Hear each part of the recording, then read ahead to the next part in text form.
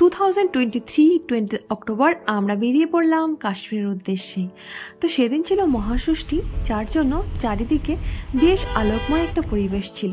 তো যথারীতি আমরা দমদম এয়ারপোর্টে এসে পৌঁছলাম। তো আমার ছেলে মানে সোনাইয়ের বয়স তখন 8.5 মাস। তো 8.5 মাস বয়সে সোনাইয়ের প্রথম ফ্লাইট জার্নি। এখানে বলে রাখা ভালো, বাচ্চাদেরকে নিয়ে ফ্লাইটে ট্রাভেল করার সময় কিছু বেসিক রুলস মেনটেন করতে হয়। তো সেগুলো মেনটেন করেই আমরা সোনাইকে ফ্লাইটে করে নিয়ে যাই। তোমরা যারা আমার মতো বেবি নিয়ে ফ্লাইটে ট্রাভেল করার চিন্তা ভাবনা করছো, তো তোমরা কিন্তু অবশ্যই অনায়াসেই কিন্তু ট্রাভেল করতেই পারো। আর এয়ার হোস্টেসরা আছি সব ধরনের হেল্প করার জন্য। তারা বেবি দেখলেই কিন্তু নিজেরাই এসে সব ধরনের প্রিকশনের কথা বলে যায়। সোনাইয়ের সাথে সোনাইয়ের দিদারও কিন্তু এটা প্রথম ফ্লাইট জার্নি। তো সোনাই আর সোনাইয়ের দিদা মিলে কিন্তু বেশ এনজয় করেছে। আমাদের 2 ঘন্টা টাইম কিভাবে কেটে গেছে আমরা সত্যিই বুঝতে পারিনি যে কখন আমরা দিল্লি পৌঁছে গেছি। দিল্লি পৌঁছে আমাদের হাতে মোটামুটি 1.5 ঘন্টার মতো সময় ছিল। তো সেখানে আমরা ব্রেকফাস্ট করে নিই। আর একটা কথা বলে রাখি, দিল্লি এয়ারপোর্টটা এতটাই বড় যে এক মাথা থেকে আর এক মাথা যেতেই আমাদের অনেকটা সময় লেগেছে।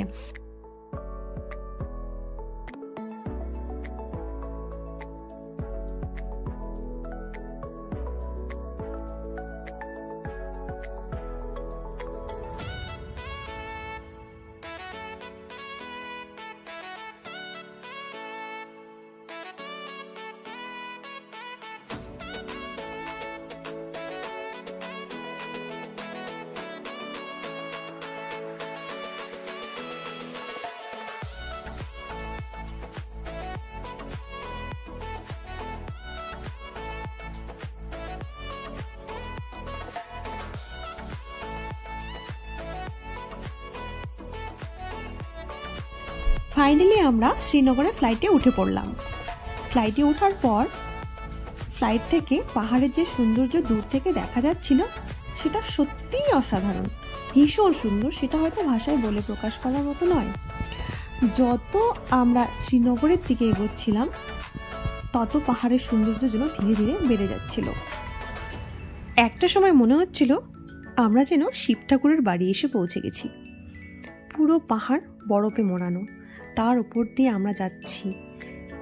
এক অভূতপূর্ণ সৌন্দর্য, হয়তো আমি সারা জীবনেও এত সৌন্দর্য কখনো দেখিনি।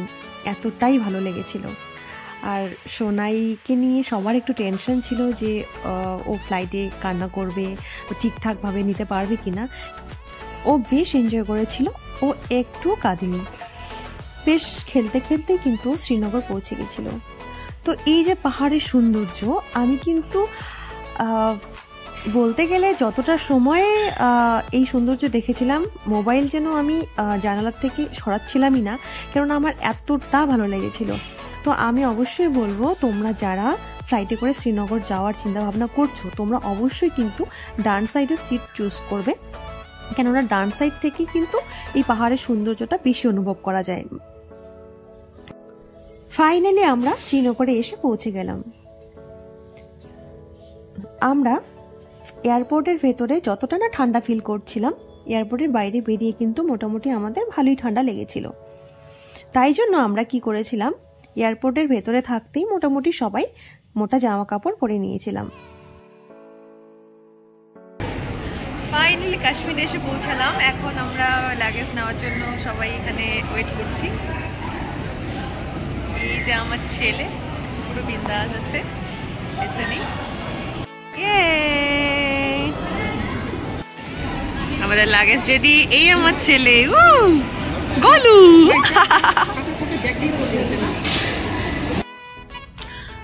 আমরা এয়ারপোর্টের বাইরে দাঁড়িয়ে আছি, বলতে গেলে অপেক্ষা করছি ড্রাইভার দাদার জন্য। আমাদের গাড়ি আগে থেকেই বুক করা ছিল, আমরা ড্রাইভার দাদার জন্য অপেক্ষা করছিলাম। তো যথারীতি শ্রীনগর এয়ারপোর্ট থেকে সাইট সিন দেখতে দেখতে আমরা হোটেলের উদ্দেশ্যে রওনা দিই।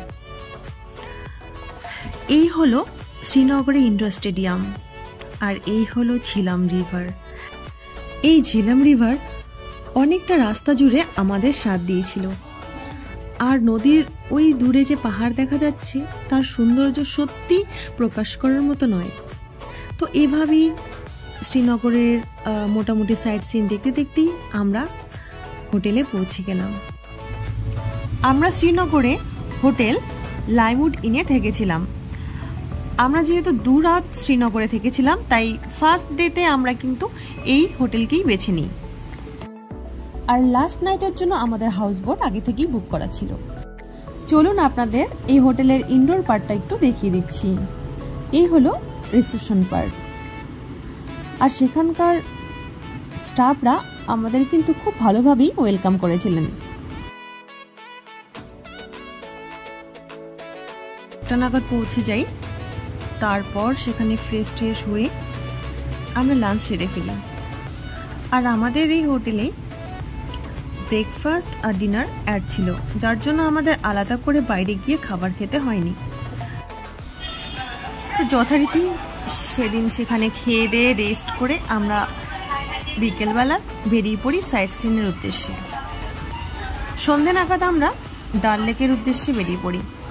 সন্ধ্যাবেলা ডাল লেকের সৌন্দর্য সত্যি ভাষায় প্রকাশ করার মতো নয়। যথারীতি পরের দিন সূর্যোদয় হয়ে গেল, আমরা বেরিয়ে পড়লাম গুলমার্গের উদ্দেশ্যে। তাহলে বন্ধুরা, দেখা হচ্ছে নেক্সট ভিডিওতে গুলমার্গ জার্নি। ততক্ষণ পর্যন্ত তোমরা ভালো থেকো, সুস্থ থেকো আর সাবধানে থেকো। টাটা।